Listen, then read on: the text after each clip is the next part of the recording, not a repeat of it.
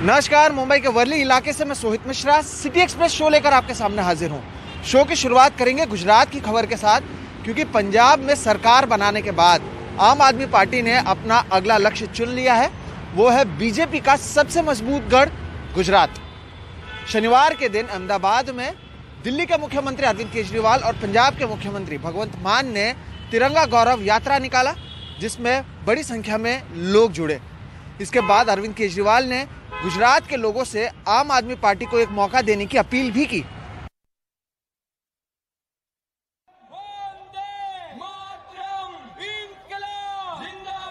ये तस्वीरें हैं बीजेपी के अभेद्य दुर्ग माने जाने वाले गुजरात की।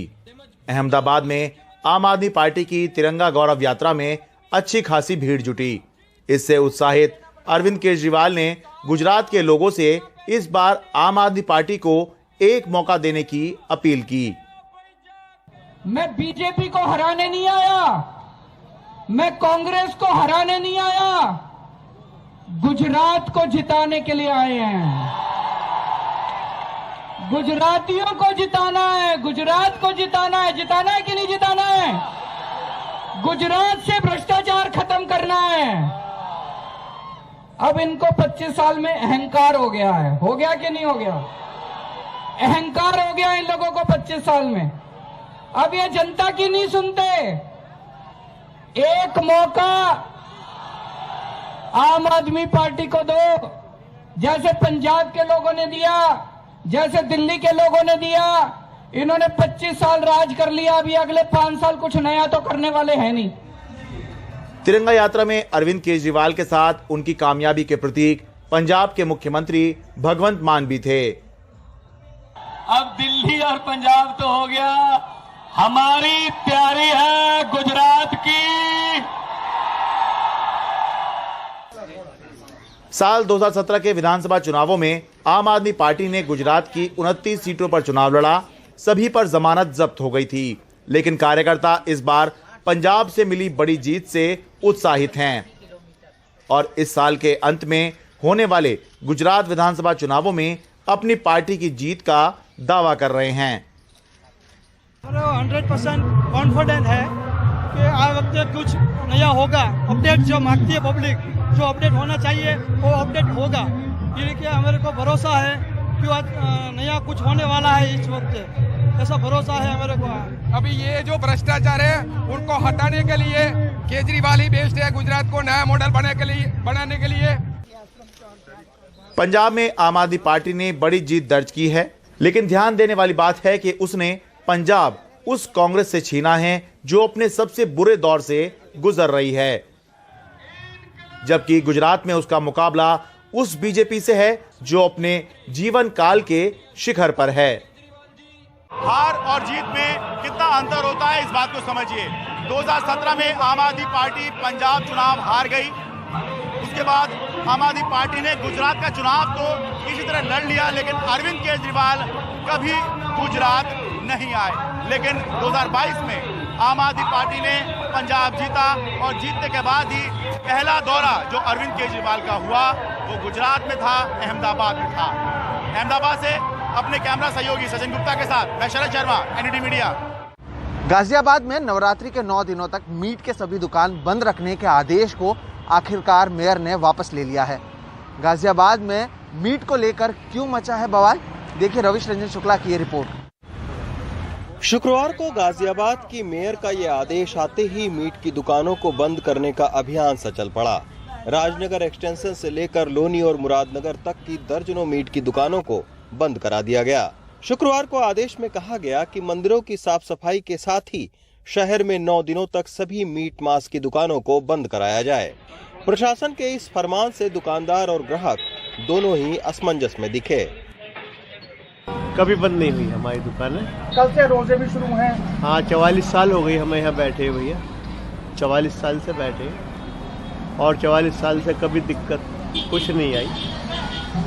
अब के पहली बार ये हुआ। योगी जी पता नहीं क्या सोच रहे हैं, शराब की दुकानें खोल रखी है, मीट की दुकानें बंद कर रखी है। और रमजान भी चालू है, रमजानों में तो मीट खाया ही जाता है। अब परेशान है, कहाँ से लाएं, कैसे करें। लेकिन गाजियाबाद में मीट की दुकान बंद कराने की खबर जब मीडिया में आई तो 12 घंटे बाद ही गाजियाबाद की मेयर आशा शर्मा ने अपना आदेश वापस लेते हुए फिर लिखा कि मीट की दुकानों को बंद कराने के पिछले आदेश को संशोधित किया जाता है। इस बाबत उत्तर प्रदेश सरकार के दिशा निर्देशों का पालन हो। दूसरी चिट्ठी के आने पर जब मेयर से संपर्क किया गया तो उन्होंने मीडिया पर ही बढ़ा चढ़ाकर जानकारी देने का आरोप मढ़ दिया। शराब के ठेके और मीट में मीट है तो इतनी बुरी, अगर हमारी धार्मिक आस्था से भी अगर इसमें हम जोड़ा जाए तो मीट और शराब की तुलना आप कैसे कर सकते हैं। और मैंने कोई दिशा निर्देश नहीं दिया, ये हमेशा होता है, हमेशा ही होता है कि नवरात्र में मंदिर की गली के या मंदिर के आसपास 200 से 250 मीटर दूर कोई खुला मीट नहीं बिकना चाहिए। खुले मीट का दिया है, अब मीडिया ने इसको तोड़ मरोड़ के पेश करा है तो मैं इसमें कुछ नहीं कह सकती। गाजियाबाद में ये कोई पहला मामला नहीं है जब मीट से जुड़े कारोबारी राजनीति का शिकार हुए हों। इससे पहले लोनी के विधायक नंदकिशोर गुर्जर भी मीट के दुकानदारों को धमकी देते दिखे थे। सवाल ये उठता है कि विविधता भरे हमारे समाज में क्या प्रशासन के लोग खान पान और व्यवसाय पर इसी तरह के सख्त फरमान जारी कर सकते हैं या नहीं। गाजियाबाद से Ravishankar Shukla, NDTV India. Petrol और डीजल की कीमतें लगातार बढ़ती जा रही हैं और इससे आम आदमी भी परेशान है। भविष्य में गाड़ियां किस ईंधन पर चलेंगी, इसे लेकर भी सवाल उठ रहे हैं और इस पर मंथन करने के लिए पुणे में 5 दिन का कॉन्क्लेव चल रहा है। भविष्य में वाहन किस तरह के ईंधन पे चलेंगे, इसका स्वरूप कैसा होगा, सार्वजनिक यातायात में वैकल्पिक ईंधन का इस्तेमाल कैसे होगा, इन ज्वलंत मुद्दों पर चर्चा के लिए पुणे में आज से 5 दिन का ऑल्टरनेट फ्यूल कॉन्क्लेव शुरू हुआ है। So with our EV policy 2021, we've seen a huge rise in terms of the EV adoption in Maharashtra. Be it 2-wheelers, 4-wheelers, buses, and 3-wheelers also in a certain sense. So we're looking at taking the lead in automotive, which is e-vehicles, alternative fuel, that's biofuels, hydrogen, all of it. Pune में वाहन निर्माण की बड़ी बड़ी कंपनियों के कारखाने हैं। बिजली से चलने वाले वाहनों से लेकर हाइड्रोजन से बनी गाड़ियां। महाराष्ट्र सरकार की पहल है कि यातायात से जुड़े सभी पहलू को वो एक साथ इस कॉन्फ्रेंस में लेकर आए। Looking at vehicular emission more than 70%, I think it's a time that we should prefer the alternative fuels. And with major urban centers in Maharashtra, of course, Maharashtra is going to become a big, I would say, source of the epicenter for the alternative fuel. देश का ये सबसे बड़ा इस तरह का conference है, लेकिन यहाँ पर मुख्य आकर्षण वैकल्पिक ईंधन से चलने वाले वाहन भी रहेंगे, जिनकी एक बड़ी रैली यहाँ आयोजित की जा रही है, इस कल्पना से कि लोग देखें कि भविष्य में यातायात किस तरह का रहेगा। NDTV bureau report. Cordelia drugs cruise case में अहम पंच गवाह रहे प्रभाकर सहील की मौत हो गई। उनके वकील ने बताया कि उनकी मृत्यु शुक्रवार शाम 4:30 बजे हार्ट अटैक की वजह से हुई। प्रभाकर सहील ने इस मामले में विवादों से घिरे दूसरे पंच केपी गोसावी पर गंभीर आरोप लगाए थे। वहीं महाराष्ट्र के गृह मंत्री दिलीप वळसे पाटिल ने इस मामले की जांच की जिम्मेदारी महाराष्ट्र के डीजीपी को दी है। प्रभाकर है, उनकी जो अचानक जो मृत्यु हो गई, ये थोड़ा इसमें एक शक पैदा किया गया है, कुछ लोगों ने मांग की है, तो हम भी इसके बारे में इंक्वायरी करने के लिए डीजी महाराष्ट्र को डायरेक्शन दिया। क्या हुआ ऐसे, वो तो जवान थे, 40 साल के थे, अभी क्या कारण है, क्या वजह है इनकी मृत्यु की, इसकी खोज की जाएगी। दिल्ली में प्रधानमंत्री मोदी और भारत दौरे पर आए नेपाल के प्रधानमंत्री शेर बहादुर देउबा की मुलाकात हुई। इस मुलाकात के बाद 8 साल बाद दोनों देशों के बीच ट्रेन चलाई जाएगी। दोनों प्रधानमंत्रियों ने संयुक्त रूप से 34.9 किलोमीटर लंबी रेल सेवा का उद्घाटन किया। भारत में जयनगर से नेपाल के कुर्था तक चलेगी ये train.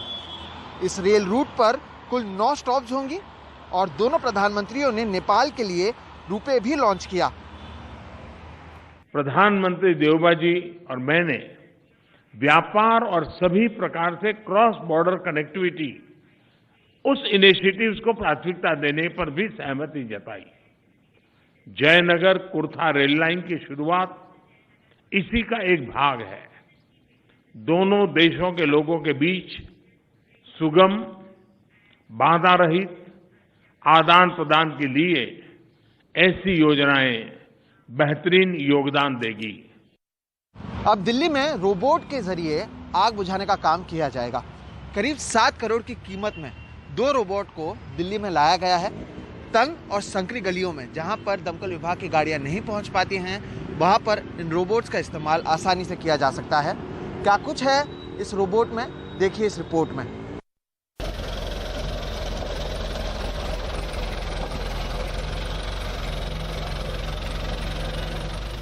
Remote control fire fighting robot. ये खास रोबोट अब दिल्ली में मुश्किल से मुश्किल आग को बुझाने को तैयार है। विदेश से आया ये रोबोट 300 मीटर दूर तक रिमोट कंट्रोल से चलाया जा सकता है। दिल्ली फायर सर्विस के मुताबिक तंग गलियों, गोदाम, बेसमेंट, सीढ़ियों, जंगल की आग, ह्यूमन रिस्क वाले तमाम एरिया, ऑयल केमिकल टैंकर की आग, ऐसी जगहों पर ये रोबोट आसानी से न केवल पहुंचेगा बल्कि बड़ी तेजी से आग पर काबू पाने का मादा रखता है। तंग गलियों में जहां पर दमकल कर्मी नहीं पहुंच पाते हैं या मुश्किल हालात होते हैं, वहां पर आग बुझाएगा ये रोबोट। 7 करोड़ का ये रोबोट विदेश से आया है और अपने आप में यूनिक है। कहीं भी मुश्किल हालात हों, ये रोबोट आग बुझाने में सक्षम है। खास तौर से गर्मियों के दिन में जब दिल्ली में आग बहुत ज़्यादा लगती है, उस समय इस मशीन का काफ़ी ज़्यादा उपयोग हो सकता है, क्योंकि दिल्ली में तंग गलियां हैं और आग लगने की बड़ी बड़ी घटनाएं हुई हैं। ऐसे में जो रोबोट है वो काफ़ी उपयोगी साबित होगा। Remote control fire fighting machine की सबसे बड़ी एडवांटेज ये है कि इसको बिना फायरमैन अपने डेंजर में जोन में जाए हुए इसको दूर से 100 मीटर दूर से रिमोट कंट्रोल से ऑपरेट कर सकता है। इसको हम अंडरग्राउंड स्ट्रक्चर्स में, जैसे टनल्स हैं, टनल्स में जनरली देखा गया है कि जब फायर हो जाती है तो इंटेंस हीट होता है और सीट ऑफ फायर के पास पहुंचना बड़ा मुश्किल हो जाता है, तो वहां पर भी हम इसको ट्रेन कैरियर्स के ऊपर, बोगी के ऊपर लोड कर और इसको टनल फायर्स में भी इस्तेमाल कर सकते हैं। 104 किलोवाट डीजल इंजन वाला ये रोबोट आग प्रभावित 60 से 100 मीटर तक का इलाका कवर कर सकता है। 1 मिनट में 2400 लीटर पानी फेंकता है। पानी को फोम के रूप में भी फेंकता है। इसकी नोजल 30 डिग्री तक घूम सकती है। जरूरत पड़ने पर इस रोबोट के जरिए केमिकल स्प्रे कर आग बुझाई जा सकती है। इसके अंदर वाटर कैनन और फोम दोनों का हम इस्तेमाल कर सकते हैं और इसका जो जेट है वो 60 मीटर से लेकर 80 मीटर तक जा सकता है। तो जहाँ ऐसी फायर हो जाती हैं जो बहुत ज़्यादा डेंजरस होती हैं, जैसे बल्क फ्यूल ऑयल फायर्स हैं, जहाँ पर बहुत ज़्यादा टेम्परेचर है, हीट रेडिएशन बहुत होती है, जहाँ पे नज़दीक जाना मुश्किल होता है, तो वहाँ पर हम इसमें एक रेडिएशन शील्ड हमें मिल जाती है और दूसरा दूर सेफ डिस्टेंस पे खड़े रहकर हम इसको फायर के नज़दीक भेज सकते हैं। इस रोबोट के बाद आग बुझाने के लिए दमकल कर्मियों को अब जान जोखिम में नहीं डालनी पड़ेगी। एक कैरियर से ये रोबोट घटना स्थल पर पहुंचकर अपना काम शुरू कर देता है। दमकल विभाग के मुताबिक आने वाले दिनों में इस रोबोट की संख्या और भी बढ़ाई जाएगी। नई दिल्ली से कैमरामैन मोहम्मद मुरसलीन के साथ मुकेश सिंह सेंगर की रिपोर्ट, एनडीटीवी इंडिया। तो वहीं सिटी एक्सप्रेस में आज फिलहाल इतना ही। आप मुझे, मेरे वीडियो जर्नलिस्ट प्रवीण जी रोहित और हमारी पूरी टीम को दीजिए इजाजत। देश और दुनिया की बाकी खबरों के लिए आप देखते रहिए सिर्फ एनडीटीवी इंडिया। नमस्कार।